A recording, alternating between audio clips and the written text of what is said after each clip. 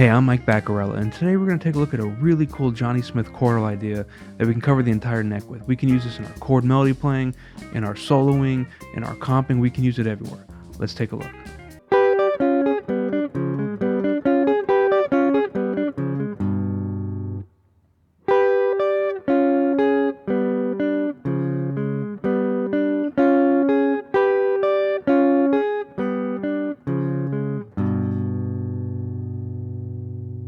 And before we get started, if you enjoy the video, please give it a like. That really helps the channel to grow. And if you're new here and you enjoy this sort of content, I release new jazz guitar lesson videos every single week, so please consider subscribing and ringing the notification bell so you can stay up to date on my newest videos. And if you're interested in supporting me further, please consider checking out my Patreon, where I post PDFs for each and every one of my lesson videos, as well as a weekly jazz solo transcription. So for as little as $5 a month, you get access to over 100 lesson PDFs and over 100 solo transcriptions. There's a ton of stuff there to practice. Now let's get started. The inspiration for this lesson comes from an old Guitar World Vic Juris lesson video he did, where he talks about this concept and he talks about how Johnny Smith used it. I'll leave a link to the video in the description. The basic idea behind this concept is we're going to play the root and third of a triad, in this case G, so we got G and B here, and then while sustaining the root on the bottom, I'm going to hit the fifth on top. And I'm going to pick that by doing down and then up on the fifth. So I am alternating. Now this Johnny Smith idea comes out of the diminished scale. If we take any two triads and play them a tritone apart, we get 6 of the 8 notes of the diminished scale. So we're going to play a G, and then we're going to go up a tritone, play a D flat, and then go up a tritone and play a G, and then go up a tritone and play a D flat. Now here the fingering changes. So we got a first finger across here, and then we'll go up a tritone again, and we have a G again.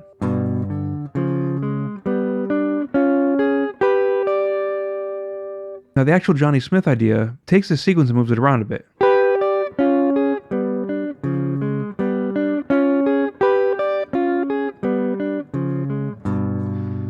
So starting on G, D flat, G, D flat, G, D flat, G, and we go all the way down to G. Now because this comes from the diminished scale, we can move this around in minor thirds as well.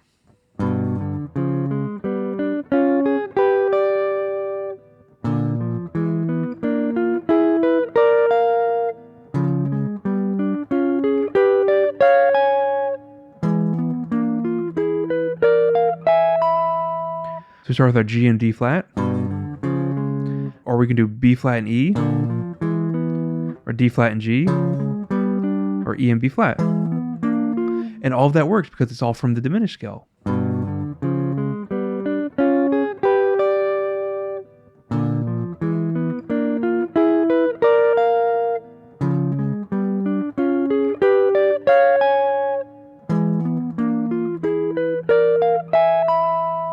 Instead of just playing chords in tritones, we can play the chords in minor thirds as well and get a more full diminished sound.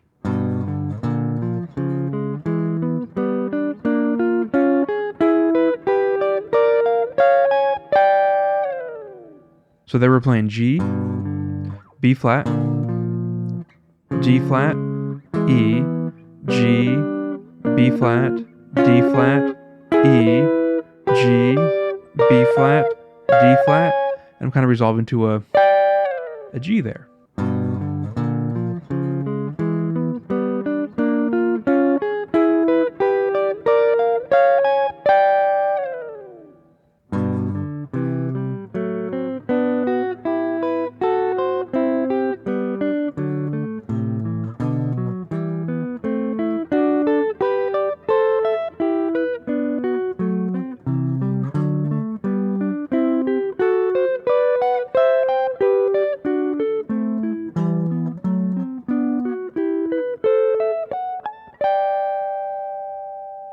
Now all these diminished scale ideas are very cool, but we can also play this diatonically. So let's do this in the key of G. I'm going to play my triads in the key of G diatonically, but I'm going to move them around in fourths. So I have G, C, F sharp diminished, B minor, E minor, and I can move up. F sharp diminished, C, G, D, A minor, B minor, E minor, A minor, D, G, A minor, E minor, B minor, F sharp diminished, C, D, G, C, F sharp diminished, B minor, C, G, D, A minor, E minor, F sharp diminished, B minor, E minor, A minor, D, and then on G.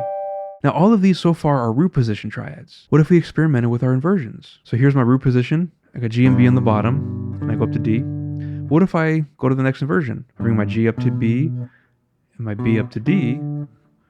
I got my third and fifth on the bottom, and go to the root on top. Okay, and then invert that again. Bring my B to D, and D to G. Got my fifth and root on the bottom. Got my third on top.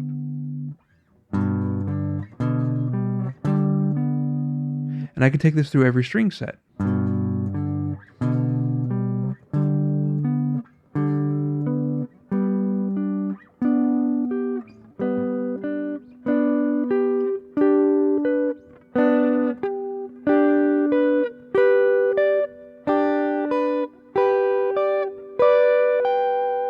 Now the cool thing about this, the 6th and 5th string set, the 4th and 5th string set, the 3rd and 4th string set, and the 1st and 2nd string set share the same exact fingerings for all of these inversions. So you don't have to learn a bunch of different positions. You only need to learn a different position for the 2nd and 3rd string.